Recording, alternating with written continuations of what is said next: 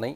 ज्या ज्या ठिकाणी हिंदू मतदार जे असतील, आणि मी आता पुन्हा एकदा तुम्हाला तेच सांगतोय की आपण काम करताना आज सरकार म्हणून करतो ते सर्वांसाठी करतो, हिंदूसाठी करतो, अल्पसंख्याकांसाठी करतो, त्यात काही प्रश्नच नाही की. आणि राहिला मुद्दा नितीश कुमारला, आमचं हिंदुत्व ही आमची आत्मा आहे आणि तो आमचा विचार आजही राहील, पुढेही आहे आणि यापुढेही राहणारच आहे. त्यामुळे हिंदुत्वावरती आम्ही कुठलीही तडजोड आम्ही करत नाही आणि पुढेही करणार नाही. ठीक आहे. कपिल ढोके, आता एक मुद्दा त्याच्यावर चर्चा सुरू होती, तो म्हणजे बिहार निवडणुकीत मिसिंग असलेल्या हिंदुत्वाचा. भाजपने हिंदुत्वाचं खाट बिहारमध्ये अजिबात खेळलेलं नाहीये. आता याचा मुद्दा असा आहे की नितीश कुमार यांच्यामुळे भाजपला हिंदुत्वाचं कार्ड बिहारमध्ये खेळता आलेलं नाहीये, असं एक अॅनालिसिस किरण तारे सरांनी केलं होतं आणि वरकरणी सुद्धा ते बरोबर वाटतंय. पण त्याचा फटका काँग्रेसला या अर्थानं बसू शकतो का की मुस्लिम मतांमध्ये विभागणी होऊन मुस्लिमांमधला एक तबका हा एनडीएच्या बाजूने गेला? मुळात कसं आहे की भारतीय जनता पार्टी हे प्रत्येक ठिकाणी आपल्या सोयीनुसार राजकारण करते, हे आम्ही प्राधान्यानं आणि पूर्वीपासून त्या ठिकाणी सांगत आलेलो आहे. आपण जर पाहिलं असेल तर ते बरोबर महाराष्ट्रात आले की हिंदू मुस्लिम करतात. आता त्यांना माहिती आहे की बिहारमध्ये जर आपल्याला काहीतरी परफॉर्मन्स करायचा आहे तर नितीश कुमारांशिवाय आपल्याला पर्याय नाही. आणि मग नितीश कुमारांची जी काही पिछडा वर्ग ही काही स्ट्रॅटेजी असते त्याला घेऊन ते त्या ठिकाणी राजकारण करत होते. आणि मग आता हे महाराष्ट्रातल्या लोकांनी आणि देशातल्या इतर भागातल्या लोकांनी सुद्धा लक्षात घेतलं पाहिजे ना की भाजपला हिंदूंचा पुळका कधी येतो, जेव्हा त्यांना फक्त हिंदूंची मतं पाहिजे असतात. भाजपला हिंदूंचा पुळका कधी येतो, जेव्हा त्यांना फक्त हिंदूंच्या मतांवर राजकारण करायचं असतं. जर खरंच भाजपचा आत्मा हिंदुत्वाचा असता, ते ज्या पद्धतीनं सांगतात की हिंदुत्व हिंदुत्व हिंदुत्व, यांना जर खरंच हिंदुत्वाशी इतकं सौख्य असतं त्यांनी बिहारमध्ये सुद्धा हिंदुत्वाच्या गोष्टी केल्या असत्या. नाहीत केल्या, कारण त्यांना बिहारमध्ये माहिती आहे की या ठिकाणी हिंदू मुस्लिम करून आपल्याला मतं मिळणार नाहीत. त्या ठिकाणी त्यांना मुस्लिमांची मतं पाहिजे होती, त्या ठिकाणी त्यांना म्हणजे मागासलेल्या भागातली मतं पाहिजे होती. म्हणजे भाजपला काही फार हिंदुत्वाशी घेणं देणं नाही, हे सुद्धा आता जनतेने लक्षात घेतलं पाहिजे.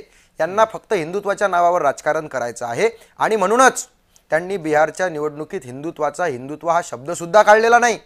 भाजपच्या महाराष्ट्रातल्या लोकांनी सुद्धा लक्षात घेतलं पाहिजे की हे फक्त मतांच्या राजकारणासाठी हिंदुत्वाचा वापर करतात, यांना खरोखर हिंदुत्वाचा पुळका नाही, हे यावरून सिद्ध होते. ठीक आहे. 2019ची जेव्हा लोकसभा निवडणूक होती तेव्हा सर्जिकल स्ट्राईकचा विषय होता आणि सर्जिकल स्ट्राईक नंतर ही सगळी निवडणूक झालेली होती आणि त्याचा फायदा भाजपला झाल्याचं वेगवेगळ्या विश्लेषकांनी सुद्धा सांगितलं होतं.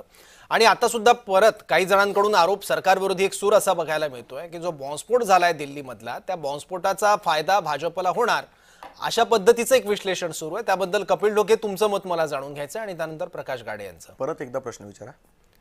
मुद्दा असा आहे की 2019 मध्ये जेव्हा सर्जिकल स्ट्राईकचा विषय होता त्याचा फायदा भाजपला झाला आणि त्यानंतर भाजपच्या जागा आणखी वाढल्या देशभरात लोकसभा निवडणुकीमध्ये, अशा पद्धतीचं एक विश्लेषण तेव्हा बघायला मिळालं होतं.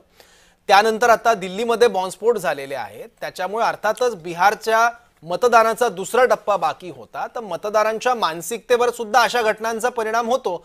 मुद्दा येतो की त्याचा फायदा आणि नुकसान नेमकं कोणाला होणार. तर तुम्हाला असं वाटतं का की दिल्ली बॉम्बस्फोटाचा मुद्दा बिहारच्या मतदारांच्या मानसिकतेवर परिणामकारक ठरलेला आहे? मुळात काय आहे, आपण जर पाहिलं असेल यांचा पूर्वाश्रमीचा इतिहास पाहिला तर अनेक निवडणुकांच्या पार्श्वभूमीवर हे दहशतवादी हल्ले असतील, बॉम्बस्फोट असेल, याचा वापर स्वतःला मतं मिळवण्यासाठी करत असतात. मी महाराष्ट्रभर फिरत असतो, महाराष्ट्रातल्या अनेक लोकांमध्ये माझा संपर्क आहे. आपण सुद्धा सौरभजी महाराष्ट्रातल्या अनेक लोकांना पाहत असाल. ज्या दिवशी दिल्ली बॉम्बस्फोट झाला असेल त्या घटनेचं अजून काही सत्य बाहेर आलेलं नाही. जे काही सत्य असेल ते चौकशी अंती बाहेर येईल. परंतु ज्या दिवशी दिल्ली बॉम्बस्फोट झाला त्या दिवशी संध्याकाळी संपूर्ण महाराष्ट्रामध्ये जे काही लिबरल लोक आहेत, जे काही तटस्थ लोक आहेत, त्यांच्यामध्ये एक चर्चा होती. कोणाचे व्हॉट्सॲप स्टेटस होते, कोणाचा इंस्टाग्राम स्टेटस होते आणि त्या ठिकाणी एक चर्चा होती की या बॉम्बस्फोटाचा आणि बिहारच्या निवडणुकीचा तर काही संबंध नसेल ना. म्हणजे बिहारच्या निवडणुकीच्या दुसऱ्या टप्प्यातल्या मतदानाच्या आदल्या दिवशी जर अशा पद्धतीची घटना देशामध्ये घडत असेल तर लोकांच्या मनात आता संभ्रम निर्माण व्हायला लागला की हे काही भाजपनं स्वतःच्या फायद्यासाठी, मतांच्या राजकारणासाठी तर घडवलं नाही ना. मी घडवलं असा आरोप करत नाही आहे, पण एक लक्षात घेतलं पाहिजे, ज्यावेळी लोकांमध्ये अशा पद्धतीची जनभावना निर्माण होते त्यावेळी निश्चितच भारतीय जनता पार्टी अशा पद्धतीच्या घटना घडवते का हा ही शंका सुद्धा त्या ठिकाणी एक मोठ्या प्रमाणात वाढते. अशाच पद्धतीचा प्रकार त्या बॉम्बस्फोटाविषयी आहे. आता राहिला प्रश्न, मला काही फारसा फरक होताना दिसत नाही. आपण जर पाहिलं असेल तर जेडीयू आणि भाजपची मतं त्या ठिकाणी पाहता फारसा फरक होताना दिसत नाही. कारण आता लोकांच्याही लक्षात आलं असेल की ऐन निवडणुका आल्या बॉम्बस्फोट घडवायचे, धार्मिक दंगली घडवायच्या, हे यांच्या नेहमीच्या स्ट्रॅटेजी आहेत. त्यामुळे बॉम्बस्फोटाचा अंतिम जोपर्यंत हे हाती येत नाही.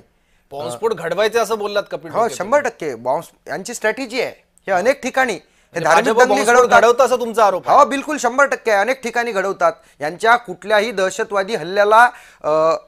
दहशतवादी हल्ल्याचा यांनी नायनाट केल्याचं कुठेच दिसत नाही. म्हणजे एकीकडे हे सांगतात की आम्ही फार मजबूत सरकार आहे, आमची सेना मजबूत आहे, आमचं ते कोणतं मंत्रालय असतं ते सेना मंत्रालय ते सुद्धा मजबूत आहे, आणि रक्षा मंत्रालय, आणि सातत्यानं यांच्याच काळामध्ये अनेक प्रकारचे बॉम्बस्फोट होतात, दहशतवादी हल्ले. पहलगामचं काय झालं?